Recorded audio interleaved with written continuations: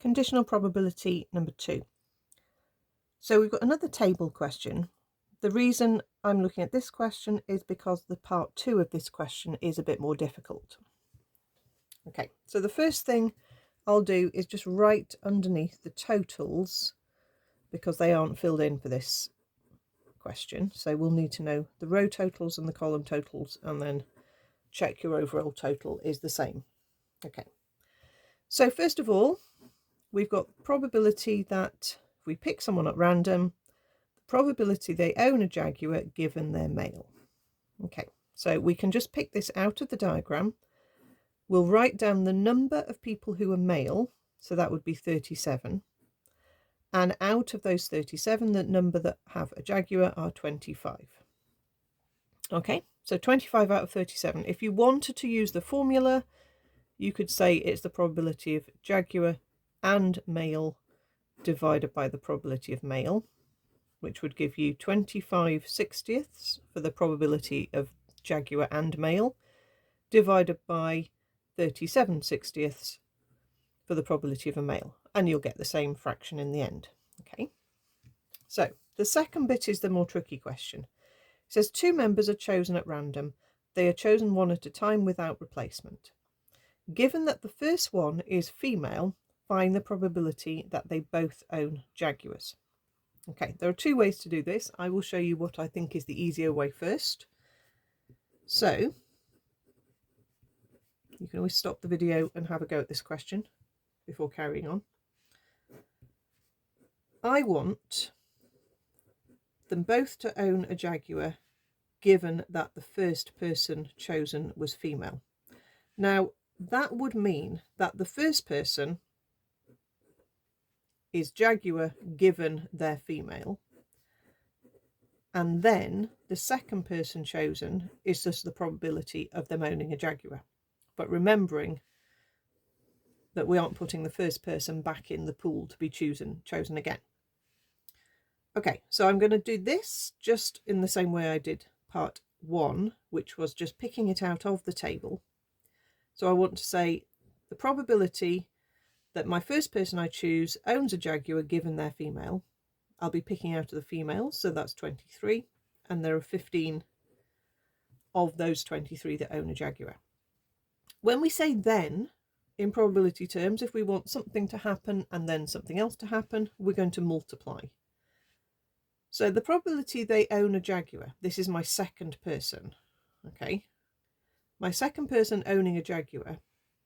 But remember, we've already picked one of these people out. So we've got 14 people left there. Okay.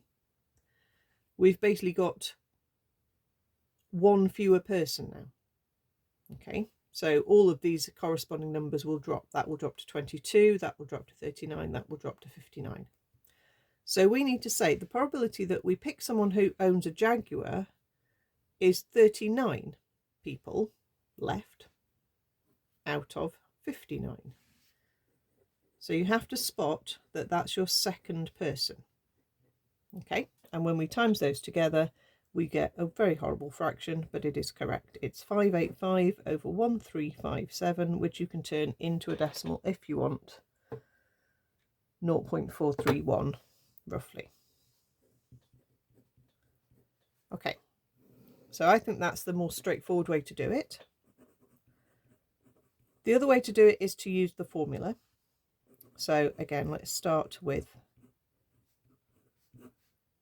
what we've got, which is the probability that they're both Jaguars given the first one is female. Now, according to the formula, that would be the probability that they're both Jaguars and the first one is female divided by the probability the first person you chose was female. And then the top of that fraction would mean it needs to be the first person you choose is a Jaguar and they're female. Then you want the probability that you pick someone who owns a Jaguar, okay, divided by the probability that the first one is a female. So again, looking back at the original numbers to start with, the probability that you choose someone who owns a Jaguar and is female, not conditional, just Jaguar and female, is 15 out of 60.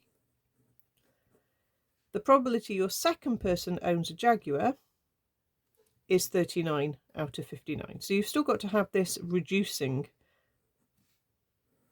idea, divided by the probability that the first person you pick, so we're going back to a probability out of 60, was female. So there were 23 out of 60 that were female. Now, if you work that out, you will get exactly the same as this, because basically those 60s will cancel out. Okay, so you do get the same result. Either way is going to be correct. I prefer the first version, but sometimes if you're just thinking, oh, I must use the formula for this because it sounds complicated and I'll use the formula to help me through this question, then this is what it should look like. But it is quite a tricky question, and they do ask this sort of question a few times. Let me just move that up so you can see it. Sorry. Oh dear, didn't realise that had gone off the screen. Okay, is that all clear now? Lovely.